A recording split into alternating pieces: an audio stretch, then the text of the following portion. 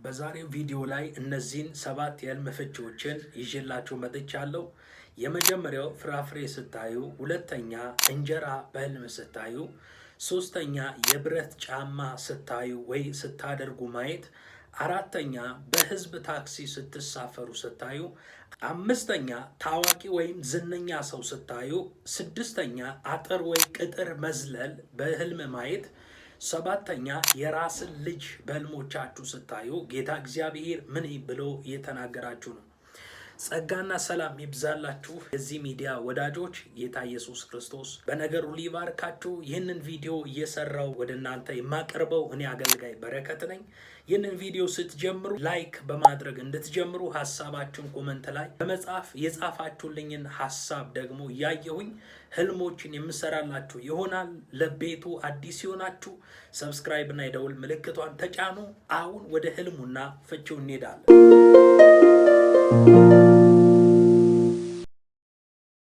የመጀመሪያው ፍሬ ወይም ፍራፍሬ በህልሞቻችሁ ስታዩ ጌታ እግዚአብሔር ምን ብሎ እየተናገራችሁ ነው? መጽሐፍ ቅዱስ ውስጥ ፍሬ ወይም ፍራፍሬ በረከትን የሚያመለክት ወይም ምሳሌ ነው። በህልም የበሰለ ፍራፍሬ ማየት በአብዛኛው ከስኬት ከበረከትና ከመንፈሳዊ እድገት ጋር የተያዘ ሲሆን የመጀመሪያው የበረከትና የብልጽግና የመከናወን ዘመን እንደሆነ የሚያሳይ ህልም ነው። የበሰለ ፍሬ የመከር ጊዜ መድረሱን ይናገራል። በመጽሐፍ ቅዱስ ጊዜው ሲደርስ ፍሬውን የሚሰጥ ዛፍ የተባረከ እንደሆነ በመዝሙር ምዕራፍ 1 ቁጥር 3 ላይ ይናገራል። እርሱም በውሃ ፈሳሾች ዳር እንደተተከለች ፍሬዋን በየጊዜዋ እንደምትሰጥ ቅጠሏም እንደማይረግፍ ዛፍ ይሆናል፣ የሚሰራውም ሁሉ ይከናወንለታል ብሎ ይናገራል። ይህ ማለት ለረጅም ጊዜ የደከማችሁበት ስራ፣ ረጅም ጊዜ የደከማችሁበት አገልግሎት የናንተን ጥረት እግዚአብሔር አይቶ ወይንም በፍሬ በበረከት እግዚአብሔር ሊገልጣችሁ እንደሆነ ውጤት እንደሚያመጣ የሚጠቁም ህልም ነው። የጸለያችሁበት ጸሎት ወይም የለፋችሁበት ጥረት ፍሬ የሚያፈራበትና ውጤቱን የምታዩበት ጊዜ መቅረቡን የሚያሳይ ፍንጭ የሚሰጥ ህልም ነው። ሌላው ደግሞ የመንፈስ ቅዱስ ፍሬ ሊሆን ይችላል። ገላትያ ምዕራፍ 5 ቁጥር 22 ላይ የመንፈስ ፍሬ ግን ፍቅር፣ ደስታ፣ ሰላም፣ ትዕግስት፣ ቸርነት፣ በጎነት፣ እምነት፣ የዋህነት፣ ራስን መግዛት ነው ብሎ ይናገራል። ፍሬው የበሰለ መሆኑ መንፈሳዊ ማንነታችሁ እያደገ መምጣቱንና በህይወታችሁ የመለኮት ባህሪ እየተገለጠባችሁ መሆኑን የሚያመለክት ህልም ነው። በእግዚአብሔር ፊት ተቀባይነት ያለው ህይወት እየመራችሁ መሆኑን የሚያሳይ ህልም ነው። ይህ ህልም የተስፋ ቃል መፈጸም እንደሆነ በእስራኤላውያን ታሪክ ማየት እንችላለን። የበሰለ ፍሬ ስታዩ መንፈሳዊ ማንነታችሁ እያደገና እግዚአብሔር ዘንድ ተቀባይነት መሆናችሁን የሚያመለክት ነው። ፍሬ የበሰለ መሆኑ መንፈሳዊ ማንነታችሁ እያደገ መምጣቱንና በህይወታችሁ የመለኮት ባህሪ እየታየ እየተገለጠ መሆኑን ፍንጭ የሚሰጥ ነው። በእግዚአብሔር ፊት ተቀባይነት ያለው ህይወት እየመራችሁ መሆኑን ጥቆማ ይሰጣል።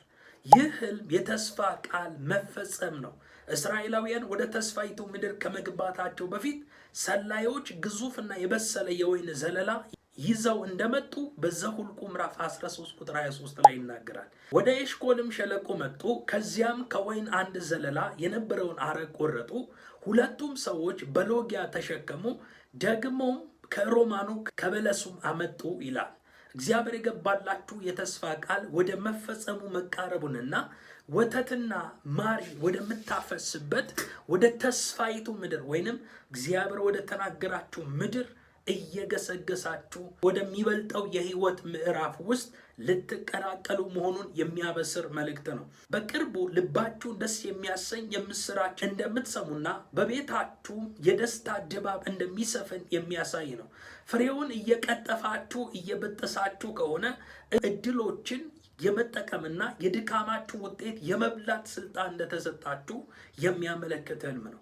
ፍሬውን እየበላችሁ ከሆነ በጤና፣ በሰላም፣ በሀብት እንደምትባረኩ የሚያሳይ ሲሆን የደረሰላችሁን በረከት ደግሞ ለብቻችሁ ሳይሆን ለሌሎችም የምታካፍሉበት ልብ እንዲኖራችሁ የሚሰጥ ነው።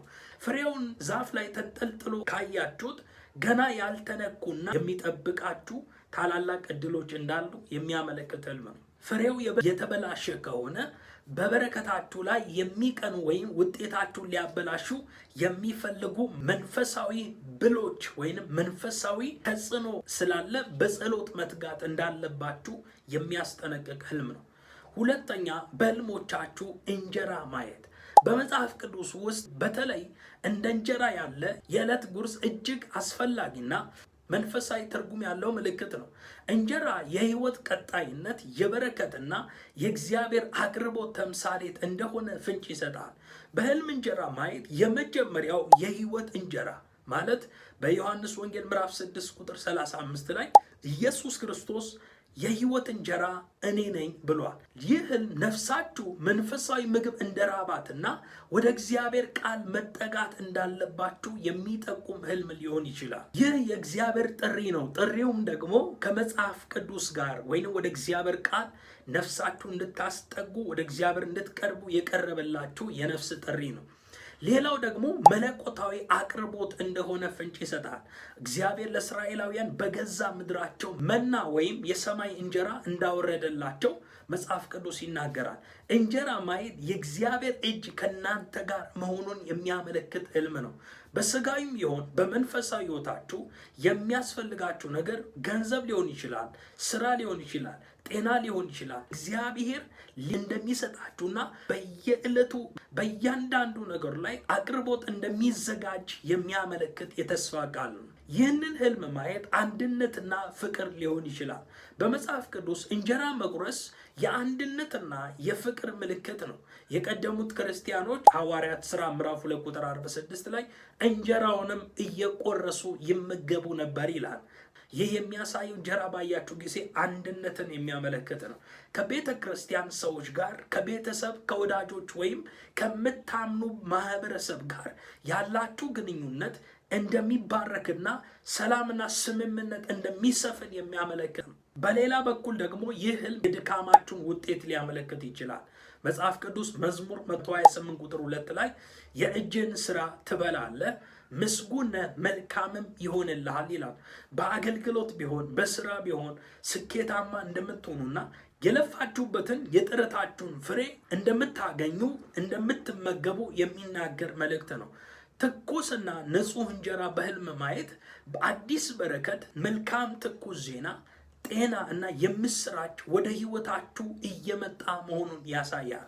እንጀራ ለሰዎች ስትሰጡ ስታዩ እግዚአብሔር እጃችሁን እንደሚባርከውና ለብዙዎች ረዳትና አጋዥ በረከት ለጋስ ሰጪዎች እንደሆናችሁ የሚያመለክት መልእክት ነው።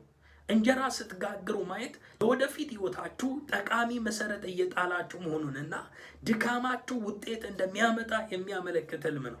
የተበላሸ ወይም የሻገተ እንጀራ ማየት በገንዘብ አያያዛችሁ ላይ ጥንቃቄ ማድረግ እንዳለባችሁ፣ መንፈሳዊ ህይወታችሁ ላይ መዘናጋት እንዳለ የሚሰጥ የማስጠንቀቂያ መልእክት ነው። ሶስተኛ፣ በህልሞቻችሁ የብረት ጫማ ማድረግ።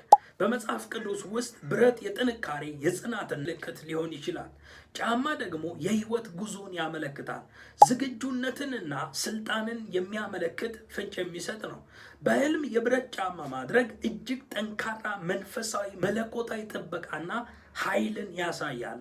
ብረት የማይሰበርና የማይበሳ በመሆኑ የብረት ጫማ ማድረግ ደግሞ ከጠላት ጥቃት መጠበቅን ያመለክታል። እግዚአብሔር በአስቸጋሪ ሁኔታዎች ውስጥ በድል እንደምታልፉ ልዩ ጥንካሬ እንደሰጣችሁ የሚያሳይ ህልም ነው። ዘዳግም ምዕራፍ 33 ቁጥር 25 ላይ ጫማህ ብረትና ነሐስ ይሆናል፣ እንደ ዘመንህም ሁሉ እንዲሁ ኃይልህ ይሆናል ብሎ ይናገራል። ሌላው ደግሞ ይህ ህልም መንፈሳዊ ጦርነትና ዝግጁነትን ያመለክታል። ሐዋርያው ቅዱስ ጳውሎስ እግር ባዶ መሆን እንደሌለበት መንፈሳዊ ትጥቅ እንደሆነ የሚናገርበት ክፍል አለ። በኤፌሶን ምዕራፍ 6 ላይ የሰላምን ወንጌል በመጫማት እግሮቻችሁ ተጫምተው ይቆሙ ብሎ ይናገራል። የሰው እግር መቆም ያለበት ባዶ እግሩ ሳይሆን በጫማ ላይ እንደሆነ ጳውሎስ ይደግፈዋል። ይህ ማለት መንፈሳዊ ኃይል፣ አውቶሪቲ፣ አቅም እግዚአብሔር እየሰጣችሁ እንደሆነ ፍንጭ የሚሰጥ ነው። በህይወታችሁ የሚገጥማችሁን መንፈሳዊ ውጊያ ለማሸነፍ የሚያስችል የጽናት ጫማ እንዳደረጋችሁ ያሳያል። የትኛውም የጠላት ወሬ ወይንም የጠላት ሴራ ቢኖር በአሸናፊነት እንደምትወጡ እንደምትሻገሩ የሚያመለክት የማረጋገጫ ህልም ነው። ይህን ህልም ባያችሁ ጊዜ ላያችሁት ሰው ወይም ለናንተ የማይናወጥ ጽናት እግዚአብሔር እንዳላችሁ እያሳያችሁ ነው። የብረት ጫማ አድርጎ የሚጓዝ ሰው እሾክ አይፈራም፣ እንቅፋት አይፈራም፣ ድንጋይ አይፈራም። ያደረገው ጫማ የብረት ስለሆነ በፊት ለፊቱ የገጠማቸው ነገሮች እንደሚጎዱት ሳይሆን የሚያስበው እየረገጣቸው እንደሚያልፍ ነው። ይህ ማለት በህልሞቻችሁ እንዲህ አይነት ጫማ ስታዩ በፊታችሁ የሚገጥማችሁ የትኛውም ኬዝ ቢሆን እግዚአብሔር እንደሚያሻግራችሁ እንደሚያሳልፋችሁ እግዚአብሔር መንፈስ ዓለማችሁን ቦልድ እንዳደረገው የሚሰጥ ነው። አሁን ባላችሁበት በአስቸጋሪ መንገድ ወይንም በአገልግሎት፣ በስራ፣ በቤተሰብ ወይም በጤና ላይ እግዚአብሔር ጽና የሚል እንድትጸኑ የማስጠንቀቂያ መልእክት እየሰጣችሁ ነው። ብረት የገዥነት ምልክት ነው። የጠላቶችን ራስ እንደምትጫሙና በአስቸጋሪ ሁኔታዎች ውስጥ የበላይ እንደምትሆኑ የሚያመለክት የማይናወጥ አቋም መያዝን ያሳያል። ጫማውን አድርጋችሁ በድፍረት እየተጓዛችሁ ከሆነ የጀመራችሁት ዓላማ ወይም የያዛችሁት እውነት እጅግ ጠንካራ መሆኑንና መጨረሻው ድል መሆኑን የሚያሳይ ነው። ጫማው ቢከብዳችሁና መራመድ ቢያቅታችሁ የተቀበላችሁት ኃላፊነት ከአቅማችሁ በላይ እንደሆነ ወይም በራሳችሁ ጥረት ብቻ ለመጓዝ እየሞከራችሁ መሆኑን ሊጠቁም ስለሚችል የእግዚአብሔር እርዳታ መጠየቅ እንዳለባችሁ ፍንጭ ይሰጣል። አንድ ሰው የብረት ጫማ ሲያለብሳችሁ ማየት ከእግዚአብሔር የተሰጣችሁ ልዩ ጸጋ ወይም ሹመት እንዳለ የሚያመለክት ህልም ነው። ያ ሰው ምናልባት መልአክ ከጌታ ዘንድ የሆነ ኃይል፣ ስልጣን፣ አቅም እግዚአብሔር የሰጣችሁ እንደሆነ ፍንጭ ይሰጣል። አራተኛ፣ በህዝብ ታክሲ ስትሳፈሩ በህልም ማየት። መጽሐፍ ቅዱስ ዘመን የህዝብ ታክሲ ባይኖርም በህልም ትርጓሜ ወይም መንፈሳዊ ፍቺው ደግሞ ታክሲ፣ አውቶቡስ፣ ባቡር ማየት የቤተ ክርስቲያን የማህበራዊ ህይወት የጋራ ጉዞ እና የእጣ ፈንታ ምልክቶች ተደርገው ይፈታሉ ወይም ይወሰዳሉ። በህዝብ ታክሲ መሳፈር በመጽሐፍ ቅዱሳዊ እና በመንፈሳዊ እይታ ሲተረጎም የሚከተሉትን ፍቺዎች ይይዛል። የመጀመሪያው ፍቺ የጋራ ጉዞ እና መንፈሳዊ እና ማህበራዊ ትስስር ነው። ምክንያቱም በአንድነት ስለሚካሄድ ታክሲ ብዙ ሰዎችን በአንድ ላይ አሳፍሮ ወደ አንድ አቅጣጫ ይጓዛል። በህይወታችሁ ብቻችሁን እንዳልሆናችሁና ከሌሎች ሰዎች ጋር የተያዘ የጋራ ዓላማ ወይም ጉዞ እንዳላችሁ የሚያሳይ ህልም ነው። ይህ ምናልባት በቤተ ክርስቲያን፣ በአገልግሎት፣ በስራችሁ ላይ ወይም በቤተሰብ ውስጥ ካሉ ሰዎች ጋር በአንድነት የምታከናውኑት የምታካሂዱት ጉዳይ መኖሩን የሚያሳይ ህልም ነው። ሌላው ደግሞ በሌሎች የመሪነት ስር መሆኑን ያሳያል። በታክሲ ስትሳፈሩ መሪውን የያዘው ሰው አንተ ወይም አንቺ ሳትሆኑ ሌላ ሰው ነው የሚይዘው። ይህ ማለት በሌሎች ጥላ ስር መሆኑን ያሳያል። በአሁን ሰዓት ህይወታችሁ በሌሎች ሰዎች ውሳኔ ወይም መሪነት ስር መሆናችሁን ሊያሳይ ይችላል። በመንፈሳዊ ደግሞ በጌታ እግዚአብሔር መሪ ሁን ማለት እንዳለባችሁ የሚያሳይ። በተመሳሳይ መልኩ ይህ ህልም የሽግግር ወቅት እንደሆነ ያሳያል። በታክሲ መሳፈር ከአንድ ቦታ ወደ ሌላ ቦታ የምትሄዱበት የምትጓዙበት ጊዜያዊ መሳሪያ ወይም መገልገያ ነው። አሁን ያላችሁበት ሁኔታ ጊዜያዊ መሆኑንና ወደ ተሻለ ወይም ወደ ታሰበው ግብ በመጓዝ ላይ መሆናችሁን የሚያሳይ መልእክት። መጽሐፍ ቅዱስ በዚህ ዓለም እንግዶችና መጻተኞች ነን ይላል። ጉዟችሁ የሚያሳየው ወደሚቀጥለው የህይወት ምዕራፍ ወይም ወደሚቀጥለው ህይወት መሆኑን የሚያሳይ የሚያበስር መልእክት ነው። ህልሙ ትዕግስትና ስርዓትን ያመለክታል። በታክሲ ውስጥ ተራ ጠብቃችሁ ስትሰለፉ ከሌሎች ጋር ተስማምቶ መጓዝን ይጠይቃል። እግዚአብሔር በህይወታችሁ የሰጣችሁን በረከት ለማግኘት ጊዜያችሁን ጠብቁ፣ ከሌሎች ጋር በሰላም ተጓዙ የሚል ምክር የሚሰጥ ሊሆን ይችላል። ታክሲ ውስጥ ተጨንቃችሁ ወይም ምቾት አጥታችሁ ካያችሁ በአገልግሎታችሁ፣ በማህበራዊ ህይወታችሁ ወይም በስራ ቦታ የነፃነት ማጣት መሆናችሁን ሰላም እንደነሳችሁ ወይም እንዳልተመቻችሁ የሚያሳይ መልእክት ነው። የምትሄዱበት የተሳፈራችሁበት ታክሲ ተበላሽቶ መንገድ ላይ ሲቆም ካያችሁ የጀመራችሁት የጋራ ስራ ወይም ዓላማ ለጊዜው መሰናክል ሊገጥሙ ስለሚችል በጸሎት መትጋት እንዳለባችሁ የሚያስጠነቅቅ ህልም ነው። ታክሲ ውስጥ ብቻችሁን ከሆናችሁ ምንም ሰው ከሌለ ምንም እንኳን የህዝብ ትራንስፖርት ቢሆንም ብቻችሁ መሆናችሁንና እናንተ ብቻ የሚመለከት መለኮታዊ አቅጣጫ እንዳለ ያሳያል። ታክሲው ጥሏችሁ በህልም ሲሄድ ካያችሁ ያመለጡ እድሎች እንዳሉና ጊዜያችሁን በአግባቡ መጠቀም እንዳለባችሁ የሚሰጥ ማሳሰቢያ ሊሆን ይችላል። አምስተኛ፣ ታዋቂ ወይም ዝነኛ ሰው በህልም ስታዩ። በመጽሐፍ ቅዱስ ውስጥ ታዋቂ ወይም ዝነኛ ሰው ነገስታትን፣ ነቢያትን ወይም ባለስልጣናት በህልም መታየታቸው ትልቅ ትርጉም እንዳለው አሁን በምፈታላችሁ በዚህ ህልም ፍቺ ውስጥ እናያለን። በህልማችሁ ዝነኛ ሰው ማየት ብዙ ጊዜ ከክብር ከስኬትና ከጸጋ ወይም ከእግዚአብሔር ጥሪ ጋር የተያዘ ህልም አለው። የመጀመሪያው የክብርና የከፍታ ምልክት ነው።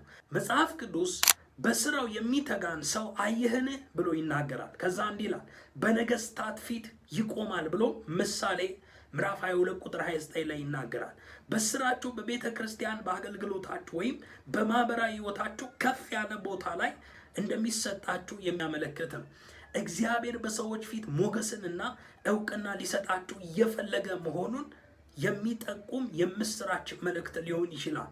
ሌላው ደግሞ የመለኮታዊ ጸጋ መካፈልን ያሳያል። በመጽሐፍ ቅዱስ ውስጥ ታላላቅ ሰዎች የእግዚአብሔርን ጸጋ ተሸካሚዎች እንደሆኑ ፍንጭ ይሰጣል። ይህ ያያችሁት ዝነኛ ሰው ባለው መልካም ስብዕናና መልካም ባህሪ፣ ለምሳሌ በጥበብ፣ በድምፅ ወይም በመሪነት ብቃት በህይወታችሁ ጸጋ እንዲገለጥ እግዚአብሔር የጋበዛችሁ መሆኑን ያሳያል። እዚያ ሰው ህይወት ውስጥ ያለውን በረከት በጸሎት እንድትካፈሉ ምልክት ጌታ እየሰጣችሁ ነው። ይህ ታዋቂ ሰው መንፈሳዊ ሰው ከሆነ በመንፈሳዊ ዓለም ላይ ኢምፓርት እንድታደርጉ እግዚአብሔር ጥሪ ያቀረባችሁ ነው።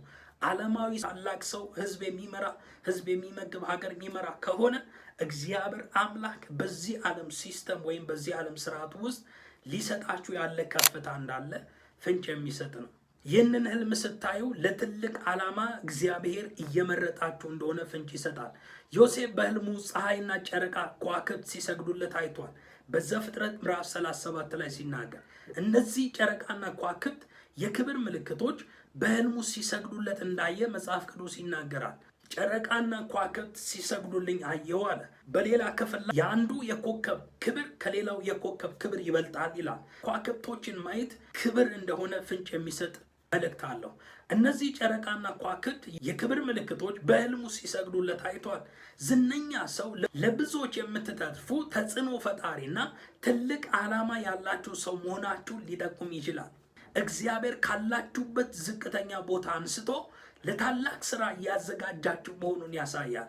ታዋቂ ሰው ማየት በሌሎች መነሳሳትን ያሳያል። በህልማችሁ ያያችሁት ሰው ለዓላማው የሚተጋና ጠንካራ ከሆነ እናንተም በህይወታችሁ ተስፋ ሳትቆርጡ እንድትጓዙ የሚሰጥ ማበረታቻ ህልም ነው። ከዝነኛው ሰው ጋር ስትነጋገር ወይ ስትመካከሩ ማየት ለጥያቄዎቻችሁ መለኮታዊ ጥበብና መልስ እንደምታገኙ እንዲሁም ትልልቅ ሰዎች ከጎናችሁ እንደሚቆሙ የሚያሳይ ነው።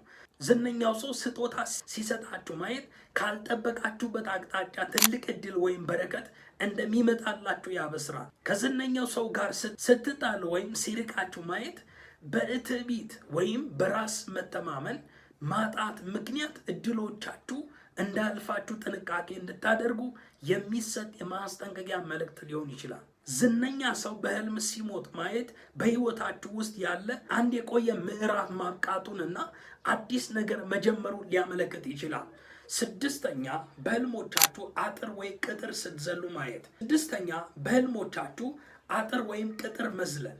በመጽሐፍ ቅዱስ ውስጥ አጥር ወይም ግንብ መዝለል እጅግ ድንቅ የሆነና የድል ምልክት ተደርጎ የሚወሰድ የህልም አይነት ነው። ይህ ህልም በአብዛኛው ጊዜ ከእንቅፋት ማሸነፍ፣ ከመሻገር፣ ከእምነት ጥንካሬና ካልተጠበቀ ስኬት ጋር የተያዘ ነው። የመጀመሪያው በጠላትና በእንቅፋት ላይ ድል መቀዳጀትን ያሳያል። ይህም ቀጥተኛ መጽሐፍ ቅዱሳዊ ድጋፍ አለው።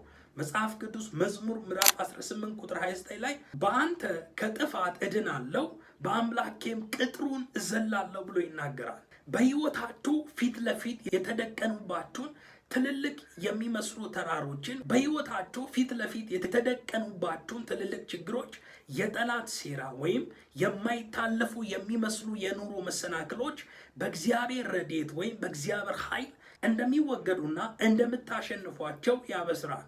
ሌላው ደግሞ ከእስር ወይም ከቁጥጥር ነፃ መውጣት ያሳያል። መጽሐፍ ሲናገር በነፃነት እንድንኖር ክርስቶስ ነፃ አወጣን፣ እንግዲህ በባርነት ቀንበር አትያዙ፣ ጸንታችሁ ቁሙ ብሎ ይናገራል። ስለዚህ ቅጥር መዝለን ነፃ መውጣትን ያሳያል። አጥር ወይ ግንብ ስታዩ ሰዎችን በአንድ ስፍራ ውስጥ ለመገደብ የሚሰራ ነው። አጥሩ ስትዘሉ ካያችሁ ደግሞ ካላችሁበት ከጭንቀት ከበባ፣ ከተቸገራችሁበት ሁኔታ፣ ከበሽታ ወይም አስሮ ከሚያስቀምጥ ክፉ ልማድ ነፃ መውጣታችሁን ያሳያል። የእግዚአብሔር እጅ ነፃ እንዳወጣችሁ ምልክት የሚሰጥ መልእክት ነው። ይህን ህልም ስታዩ የማይቻል የሚመስለውን እግዚአብሔር ማሳካት እንደምትችሉ የሚናገር መልእክት ነው። ግንብ በሰው አቅም በቀላሉ የማይታለፍና መዝለል የማይቻል ነው። እግዚአብሔር ይህንን የማይቻለው ምዕራፍ እያሻገራችሁ ወይም ይቻላል እያላችሁ እየነገራችሁ ነው። ሰዎች አይሆንም ወይም አትችልም ያለዋችሁን ነገር እንደምታሳኩ የሚያሳይ መልእክት ነው።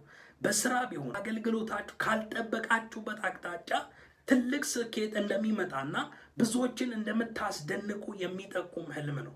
በተመሳሳይ መንገድ ደግሞ የእምነት ከፍታ እንደሆነ ፍንጭ ይሰጣል። መዝለል ወደ ላይ የመነሳት እንቅስቃሴ ነው። መንፈሳዊ ህይወታችሁ እያደገ ከፍ እያለ መሆኑንና ከምድራዊ ተጽዕኖ በላይ ከፍ ብላችሁ የምታዩበት የጸጋ ደረጃ ላይ መድረሳችሁን ያሳያል።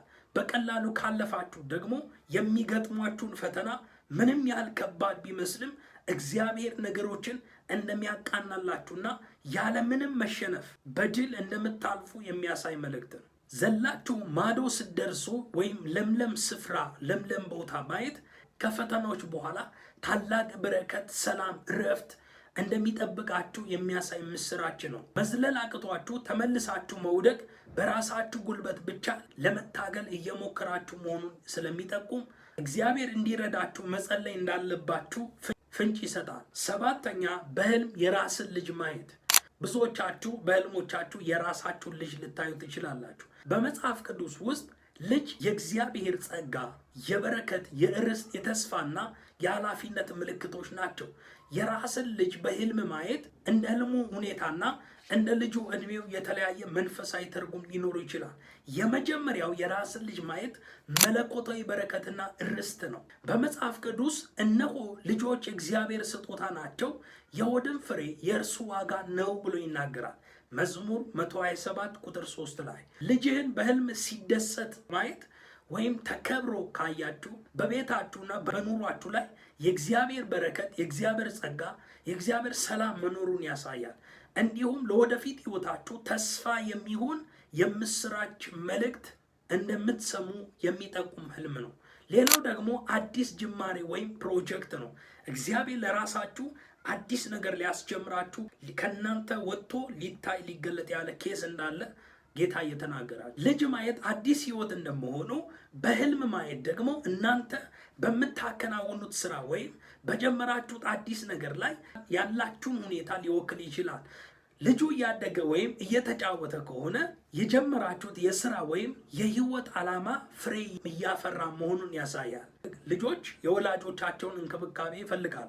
ልጁን በህልሞቻችሁ ስትንከባከቡ ወይም ስታቅፉት ካያችሁ እግዚአብሔር የሰጣችሁን አደራ፣ ቤተሰብ፣ ስራን፣ አገልግሎትን፣ እግዚአብሔር የሰጣችሁን ጸጋ በታማኝነት እየተወጣችሁ መሆኑን ያሳያል። ለቤተሰቦቻችሁና ለተሰጣችሁ አደራ ንቁ የሚል መንፈሳዊ ማሳሰቢያ ሊሆን ይችላል።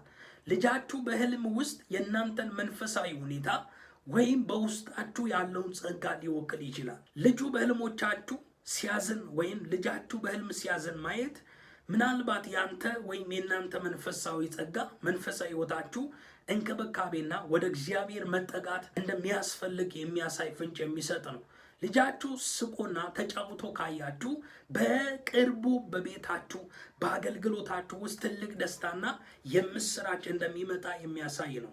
ልጃችሁ ጠፍቶባችሁ ስትፈልጉ ማየት በህይወታችሁ ውስጥ በጣም የምትወዱት ወይም ዋጋ የምትሰጡት ኬዝ፣ ለምሳሌ ሰላማችሁ፣ ዓላማችሁን፣ አገልግሎታችሁን እንዳታጡ እየሰጋችሁ መሆኑን ያሳያል። በጸሎት እንድትበረቱ የሚመጣ ጥሪ ነው። ልጃችሁ ታሞ ወይም እያለቀሰ ካያችሁ ለልጆቻችሁ ወይም ለቤተሰቦቻችሁ ለጀመራችሁት ነገር በጸሎት መቆም እንዳለባችሁና ከመከራ እንድትወጡ መጸለይ እንዳለባችሁ የሚያሳይ መንፈሳዊ ህይወታችሁ ላይ ንቁ የሚል መልእክት አለ። ልጃችሁን በከፍታ ስፍራ ወይም በክብር ካያችሁ ልጃችሁ ለታላቅ ዓላማ የተመረጠ መሆኑንና እግዚአብሔር ነገን እንደባረከለት ዴስቲኒው ያማረ እንደሆነ እግዚአብሔር እየተናገራችሁ ነው።